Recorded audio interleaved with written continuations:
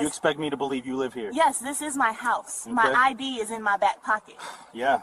Funny how nobody around here knows you. I just moved in this morning. You don't just move in here. Not without someone noticing. Daughter is inside. Then maybe you should have thought about that before. At 11:47 a.m. on a Saturday morning in the gated community of Prescott Ridge, a white woman dialed 911 and reported a break-in in progress. She described the suspect as a black female, acting erratic, possibly armed, moving boxes out of a residence on Wyndham Lane.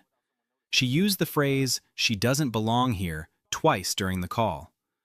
Police arrived 7 minutes later with lights, sirens, and weapons drawn. The woman they surrounded on the front lawn was not a burglar. She was Judge Denise Ayanna Carter, newly appointed to the United States District Court for the Western District of North Carolina, confirmed by the Senate just 3 weeks earlier. She was carrying a box of her daughter's books. Her 10-year-old, Naomi, was watching from inside the house through the living room window.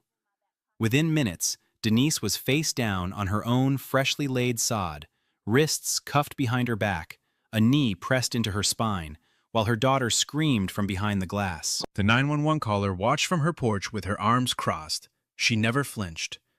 What none of them knew yet, not the caller, not the officers, not the HOA president who had quietly made this neighborhood her personal checkpoint, was that within 72 hours, federal investigators would be pulling phone records, body cam footage, and HOA emails. Careers would be destroyed, criminal charges would be filed, and the woman they had just put on the ground would be sitting on the federal bench, presiding over the very type of case they had just created.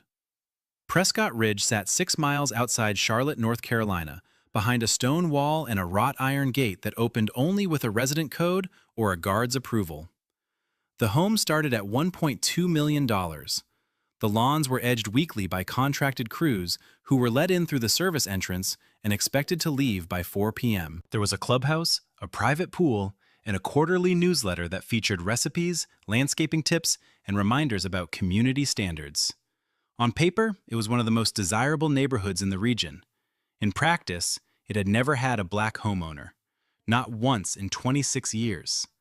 That wasn't an accident. It was a culture.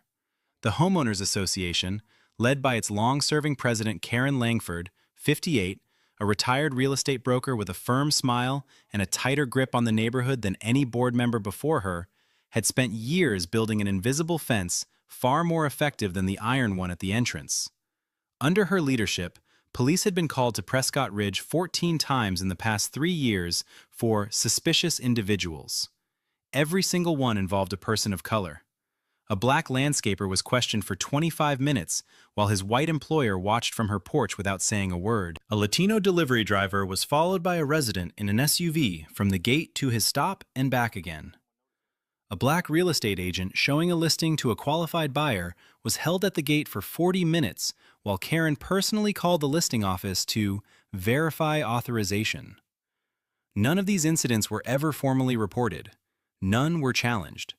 No one filed a complaint because no one in Prescott Ridge saw a problem. That was the neighborhood Judge Denise Ayanna Carter had just moved into. And it was the neighborhood that was about to learn what happens when the person you try to push out has the full weight of the federal government behind her. Denise Ayanna Carter was not born into the world that Prescott Ridge represented. She grew up in Sandtown, Winchester, one of Baltimore's poorest neighborhoods, in a 2-bedroom apartment with her mother Gloria and 2 younger siblings. Gloria worked double shifts as a hospital custodian and still couldn't